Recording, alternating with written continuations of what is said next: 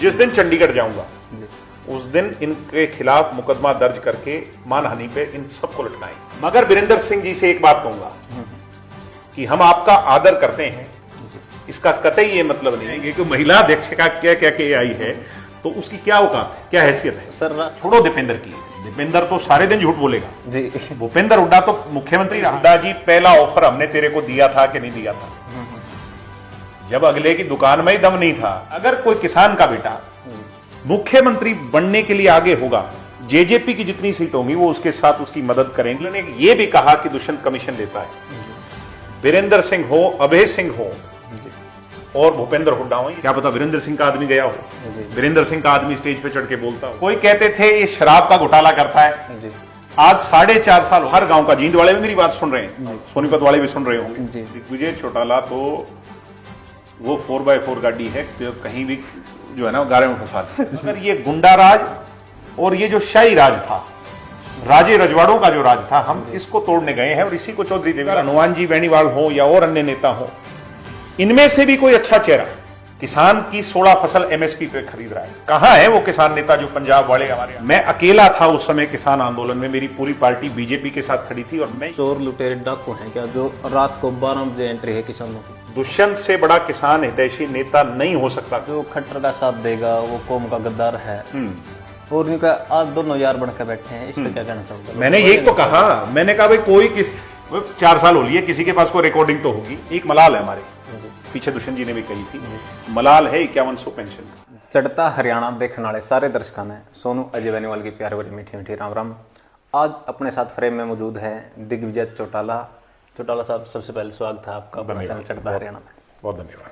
चौटाला साहब, जैसे हरियाणा के ताले की चाबी जेजेपी बन गई थी 2019 के चुनाव में, क्या 2023 में राजस्थान के ताले की चाबी बन पाएगी? राजस्थान में और हमारे में ज्यादा सा कोई फर्क नहीं है जी।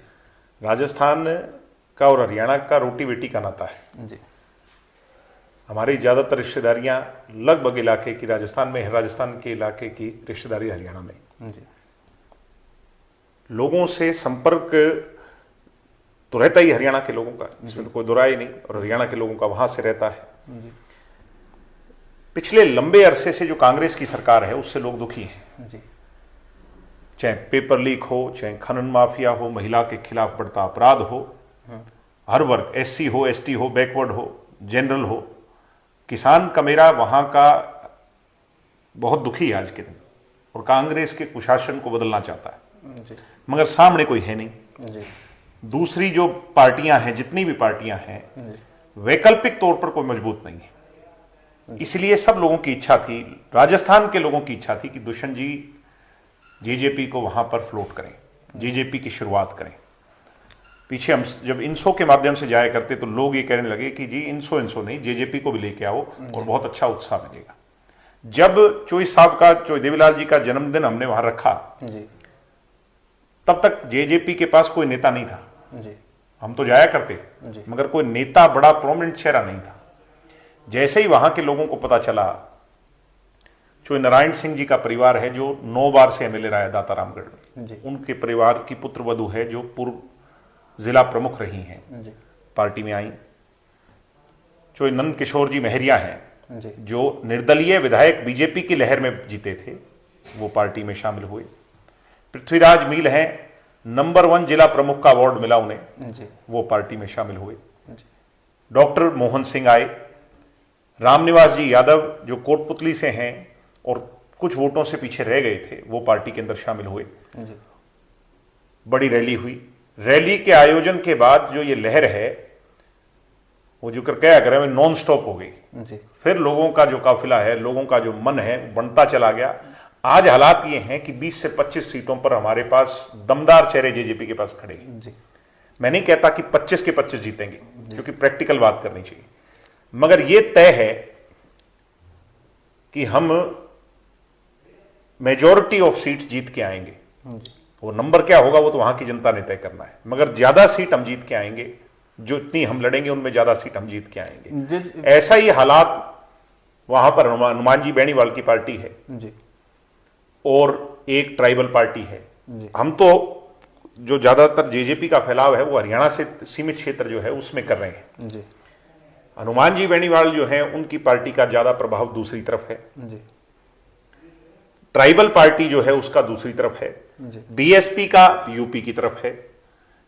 अगर आज के परिदृश्य को देखें तो दोनों बड़ी पार्टियां कोई भी 70 का आंकड़ा पार नहीं कर रही। जी और सच्चाई यह है, सड़क की चर्चा यह है, जी गांव गली की चर्चा यह है कि पिछली बार 20 का आंकड़ा छुए थे निर्दलीय विधायक और अन्य पार्टी के, जी इस बार 30, 35, 40 तक भी जा सकते हैं। जी तो मेरा आपका जो सवाल था उसका जवाब यहां पे लेके मैं इसको आता हूं कि जो भी सरकार बनेगी उसमें हमारे अगर जीत के आएंगे तो हिस्सेदार जरूर होंगे। जी और उस दिन जब मैं और आप बैठेंगे तो ये कहने लायक हम होंगे कि ताला जो है वो जेजेपी की, उसको चाबी कह लो, ताली कह लो, उसी ने खोला।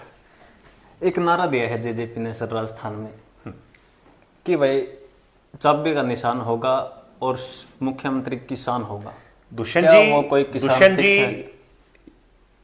या डॉक्टर अजय सिंह जी तो वहां चुनाव नहीं लड़ रहे, जी वहीं का कोई लोकल नेता जी चुनाव लड़ रहा है। पहला लक्ष्य, पहली बात मैं ये क्लियर कर दूं, कुछ लोग ये सोचते हैं कि हम वहां किसी नेता को कमजोर करने गए।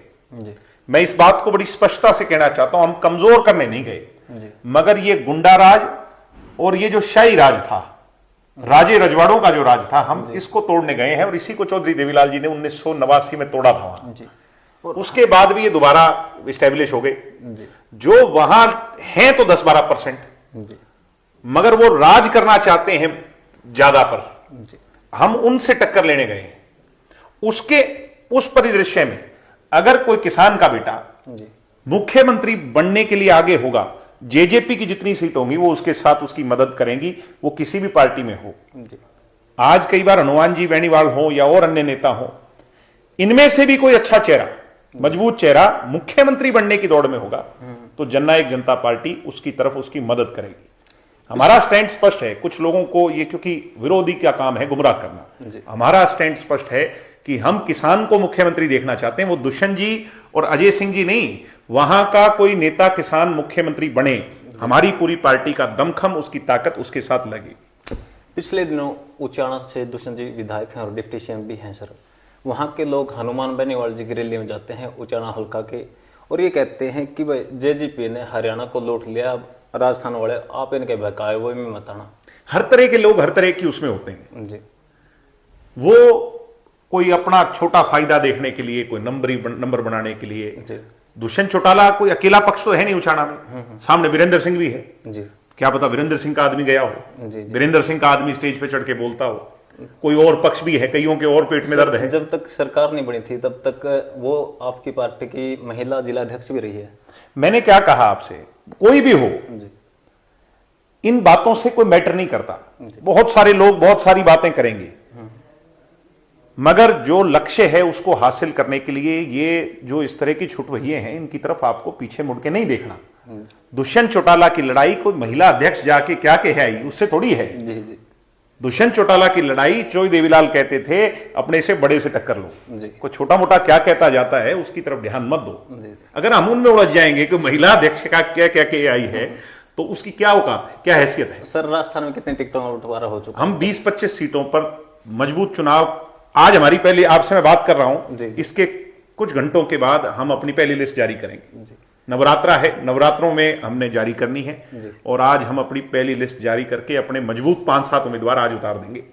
उसके बाद किस परिदृश्य में, किन हालातों में, किसके साथ क्या टूनिंग बैठती है, अभी तो और पार्टियां हैं। हम चाहते हैं कि हमारी जो किसान पार्टी जेजेपी है उसके साथ कमेरे की पार्टी भी जुड़े, और पार्टियां जो ट्राइबल पार्टियां हैं वो भी जुड़े। सबसे हमारी बातचीत चल रही है और आने वाली 1 तारीख को नॉमिनेशन शुरू होने से पहले पहले आप बड़ा बदलाव राजस्थान की राजनीति में देखेंगे। मैं एक बात जरूर ऐड करना चाहूंगा, जी दुष्यंत चौटाला का विरोध करने वाले जी आज ज्यादा संख्या में हैं। जी उसका कारण एक है कि वो 35 साल का जवान है। जी मैं आप सबसे ये कहना चाहूंगा जो वो विरोधी है, जी भाई कितना ही जोर लगा लो, जी ये तुम्हारे काबू आने का नहीं है। अच्छा जी क्योंकि इस पे तुम कोई आरोप सिद्ध नहीं कर पाए। तुम कहते थे 8 से 10% कमीशन लेता है, मैंने खुली छूट दे दी, वे तुम कहीं आके किसी प्लेटफॉर्म पे दिखा दो, जी हम तुम्हारी बात को स्वीकार लेंगे। नहीं दिखा पाए। जी। कोई कहते थे ये शराब का घोटाला करता है, जी आज 4.5 साल हो गए, एक एविडेंस, एक प्रूफ नहीं ला पाया। जी दुष्यंत चौटाला पाक साफ नेता, प्रोग्रेसिव नेता, पढ़ा लिखा नेता, डेवलपमेंट की सोच रखने वाला नेता, एजुकेशन की सोच रखने वाला नेता, क्रांतिकारी है। एक बारी गिरा लोगे, 2 बारी गिरा लो, ये काबू नहीं, ये बनेगा मुख्यमंत्री हरियाणा का। और ये जो चौधरी साहब के सपने हैं उनको साकार करेगा। इसलिए इनसे मैं ये कहूंगा कि अपनी एनर्जी दुष्यंत चौटाला पर वेस्ट मत करो, ये जाया जाएगी। जनता जो है, आज राजस्थान में भी जब हम जाते हैं जी तो लोग इस बात की चर्चा करते हैं कि इसकी सोच अच्छी है जी कि ये ई लाइब्रेरी बना करके गांव के युवाओं को पढ़ने के लिए, उनको आगे बढ़ाने के लिए एक रास्ता दिखा रहा है, जिसके बारे में कभी किसी ने सोची नहीं। लोकल रोजगार के लिए 75% आरक्षण की कम से कम बात कर रहा है, कोई और नेता नहीं कर रहा। महिला को आज देश में मोदी जी ने दिया, वो सबसे पहले देने वाला दुष्यंत चौटाला है। जी किसान की 16 फसल एमएसपी पे खरीद रहा है। कहां है वो किसान नेता जो पंजाब वाले हमारे यहां गुमराह किया करते? मैं अकेला था उस समय किसान आंदोलन में, मेरी पूरी पार्टी बीजेपी के साथ खड़ी थी और मैं ये कहता था कि गलत हो रहा है जो हो रहा है देश में। जी मगर मैं उन लोगों को भी गलत ठहरा रहा था जो इसके अंदर दुष्यंत को गलत ठहरा रहे। मैंने ये कहा था खुली चुनौती देके कि दुष्यंत चौटाला एमएसपी खत्म नहीं होने देगा। आज वो कोई नेता सामने आके ये बोले, किसान नेता जो अपने आप को स्वयंभू कहते हैं, चदूनी हो या कोई और हो, भाई एमएसपी तेरा परिवार हरियाणा में है, जो वो फसल लेके जाता है तो पूरी एमएसपी मिलती है कि नहीं? बात कर लेते हैं सर। 25 सितंबर की रैली होती है, उसके ठीक बाद 2 अक्टूबर को चौधरी वीरेंद्र सिंह जी जींद में रैली करते हैं और वो सीधा सीधा ऐलान ये करते हैं कि अगर जजपा के साथ, इन कमीशन खोरों के साथ गठबंधन रहता है तो हम शोई वीरेंद्र सिंह पार्टी जी, छोड़ने शोई के लिए वीरेंद्र तैयार सिंह जी मेरी दादा की उम्र के हैं। जी 70 साल के बाद, 75 साल के बाद इस उम्र में आदमी इस तरह की बात करे जी तो उस पर ज्यादा सा हमें कोई वो नहीं करना चाहिए। जी वो उनकी सोच है, बीजेपी का मैटर है। बीजेपी उनको बुलाए, देखे, बीजेपी बात करे, बीजेपी कितनी तवज्जो देती है मैं बीजेपी के इंटरनल मैटर में नहीं कह सकता क्योंकि हम बीजेपी से अलायंस में हैं। जी मगर वीरेंद्र सिंह जी से एक बात कहूंगा कि हम आपका आदर करते हैं, जी इसका कतई ये मतलब नहीं कि आप बिलो द बेल्ट कोई बात कहो। उनने कहा कमीशन खोर, और उन्होंने ये भी कहा कि दुष्यंत कमीशन लेता है। जी वीरेंद्र सिंह हो, अभय सिंह हो जी और भूपेंद्र हुड्डा हो, ये तीनों, दीपेंद्र हुड्डा, 4 लोग हरियाणा में ये बात कह चुके हैं और इनकी सारी रिकॉर्डिंग हमारे पास है। जी मैंने पीछे कही थी, अब ये मेरे को थोड़ा सा टाइम नहीं मिला क्योंकि मैं राजस्थान में बिजी हूं। जिस दिन चंडीगढ़ जाऊंगा जी उस दिन इनके खिलाफ मुकदमा दर्ज करके मानहानि पे इन सबको लटकाएंगे। जी कहने को तो मैं आपके साथ बैठा हूं जी और मैं आपको ये कह दूं भाई आपका हाथ अलगाववादियों ताकतों के साथ है। जी जी कल रात को आप लोग जो है ना टेररिस्ट के साथ मिले हुए थे। जी इन बातों से, इस बात का कोई औचित्य नहीं है जिसका सिर और पैर ना हो, बिना प्रमाण की कोई बात बिना प्रमाण की। और आजकल मेरे और आपकी उम्र के जो पढ़े लिखे लोग हैं ना, वो इन बातों को ज्यादा सा नहीं मानते। एक दिन मान भी लेंगे, दूसरे दिन तो कहेंगे ना बिल्ला कोई बात तो बता। आज तो लोगों को बहका लेंगे, मगर चुनाव जब आएगा, जब हम कहेंगे भाई लियाओ बताओ तो सही हमने कौन सा गुनाह किया, जी तो इनके पास जवाब नहीं होगा, इनको औंधे मुंह खानी पड़ेगी। जो चौधरी देवीलाल परिवार है सर, और किसानों का परिवार कहा जाता है, किसान आपको अपना मानते हैं।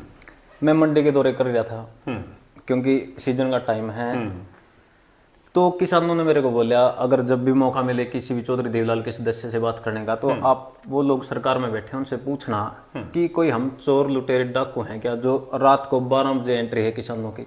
क्या कहना नहीं, कहीं कोई इस तरह की बात है हर मंडी तो में सर ऐसी। अगर इस तरह की बात है तो मैं दुष्यंत जी तक उसको पहुंचाऊंगा। आप मुझे एक बात तो बताओ जी भाई, आज 72 घंटे के अंदर किसान को किसान के अकाउंट में पैसा मिल रहा है। जी जितना मुआवजा, आप राजस्थान में हम घूम रहे हैं, कहीं मुआवजे नाम की कोई चीज ही नहीं है, जी कोई फसल बीमा की नाम की चीज नहीं है। आज हरियाणा में किसानों को इतना बेनिफिट मिल रहा है।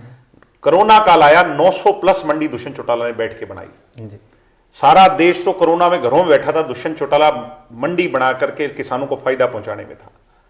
दुष्यंत से बड़ा किसान हितैषी नेता नहीं हो सकता कोई। अगर कोई छोटी मोटी बात है, किसान, देखो किसान एक देवता है, वो देवता का रूप है, और वो जब मंडी में जाता है तो निश्चित तौर पर उसको कोई कठिनाई आती है तो उसकी नहीं, वो हमारी कठिनाई भी है। अगर कोई बात इस तरह की है तो हम दुष्यंत जी के सामने पहुंचाएंगे। किसी का कोई दुख दर्द हम नहीं रहने देंगे, हम उसकी तकलीफ को मिटाएंगे। जैसे लोगों के बीच में रहना काम है सर हमारा तो जी। और आपका हमारा काम एक ही है जी। लोगों के बीच में रहना। जी किसानों ने ये बात बोला था मेरे को कि चौधरी देवीलाल और चौधरी छोटूराम बहुत बड़े नेता हुए हैं किसानों के, और दोनों के परिवार के लोग आज सत्ता में बैठे हैं। ने जो चौधरी देवीलाल और चौधरी छोटूराम सुनते थे ना, क्या वो आज सुनवाई हमारी नहीं है, चाहे इनके परिवार के लोग बेशक से सत्ता में बैठे हो। अगर ऐसी बात है तो अगर हमारे में कोई कमियां खामियां हैं या कोई चीज ऐसी है जो ब्यूरोक्रेसी के कारण आप लोगों के सामने आई है जी तो हम अपने आप को और दुरुस्त करेंगे, सिस्टम को और दुरुस्त करेंगे। मगर हमारी नीयत साफ है जी कि किसान का राज, किसान कमेरे की सोच का चंडीगढ़ होना चाहिए। चंडीगढ़ में चौधर किसान और कमेरे की होनी चाहिए, उसके लिए हम प्रतिबद्ध हैं। बहुत सारे लोग कहते थे दुष्यंत चौटाला ने बीजेपी से हाथ क्यों मिला लिया। आज जितने फैसले किसान कमेरे के हक के दुष्यंत चौटाला ने किए हैं वो याद किए जाएंगे आने वाले टाइम में। अब तो नहीं चर्चा होगी क्योंकि अब तो लोग बात और दूसरी कह देते हैं जी। मगर आने वाले टाइम जो होगा उसमें याद किए जाएंगे ऐसे ऐसे बढ़िया फैसले किए हैं। महिला के हित में जो फैसले किए हैं वो ऐसे मजबूत फैसले किए हैं, आने वाले समय में उसको समय याद रखेगा। तो कोई बात नहीं, विरोधी का काम कई बार विरोध करना होता है और विरोधी जो होता है वो मुखर तौर पर जो है ना अपनी बात को लोगों को मनवाने में कामयाब हो जाता है, दिखाने में कामयाब हो जाता है। जी जी जैसा होता नहीं वैसा सोचने पर मजबूर करने में कामयाब हो जाता है। जी जी नाराजगी किसी और चीज की होती है, उसको डाइवर्ट कहीं और कर दिया जाता है। अब एक छोटी सी बात मैं पूछूंगा, भाई ये सारा जितना आमला जमला हरियाणा में ये सारा दुष्यंत के पीछे था। जैसे दुष्यंत ने ये कानून तीनों लाए हैं और दुष्यंत इनको हटवाएगा, जी और दुष्यंत ने जितनी मीटिंग करी और मजबूर किया, विवश किया, भाई आप इनको सबको वापस लो, उस बात की जो है ना लोगों ने उस बात को याद किया। तो किसान के लिए हम जीते मरते हैं। किसान हमारी सोच है, हमारा परिवार है, और अपने परिवार के लिए हम 5 साल में अच्छा काम करे भी हैं, पहले भी किया है और आगे भी उसको कंटिन्यू करेंगे। एक कैथल के लोग में पुरानी डिमांड है सर, उनकी दिली तमन्ना है कि वह चौटाला परिवार का कोई सदस्य कैथल या कल्याथ से चुनाव लड़े।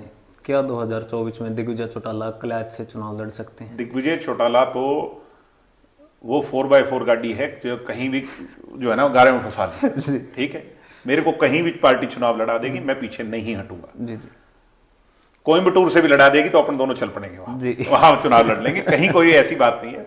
और कहीं लगता है भाई आगे इस तरह की परिस्थितियां बनेंगी तो मैं कोई चुनाव से पीछे भी नहीं हटूंगा। कहीं किसी क्षेत्र की सेवा करने का मुझे मौका मिले, मैं जींद में चुनाव लड़ा। जी जी आपको अचंभा होगा कि मैंने हर गांव का, जींद वाले भी मेरी बात सुन रहे हैं जी, मैंने हर गांव का 2-2, 3-3 बार दौरा कर लिया। जी मेरे सामने जो चुनाव लड़ा था, जो मुख्यमंत्री बनने चला था, वो एक बारी भी नहीं गया और जो एमएलए बनाया था ना वो भी नहीं गया। जी जी जी मैं सोनीपत से चुनाव लड़ा, मैं उन सभी लोगों से बार बार मिलता हूं, सोनीपत वाले भी सुन रहे होंगे। जी जी और सोनीपत से जो भूपेंद्र हुड्डा मेरे साथ चुनाव लड़े थे वो उसके बाद शक्ल दिखाने भी नहीं गए गांव में।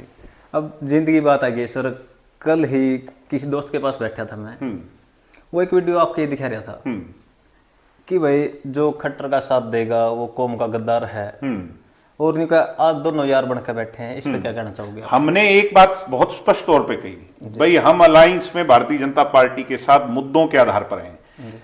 अगर मैं इसी बात का तो रोना रो रहा था जब ये भूपेंद्र हुड्डा पीछे कहने लगे ना, भाई तुम तो इनके साथ यमुना पार वालों के साथ चले गए।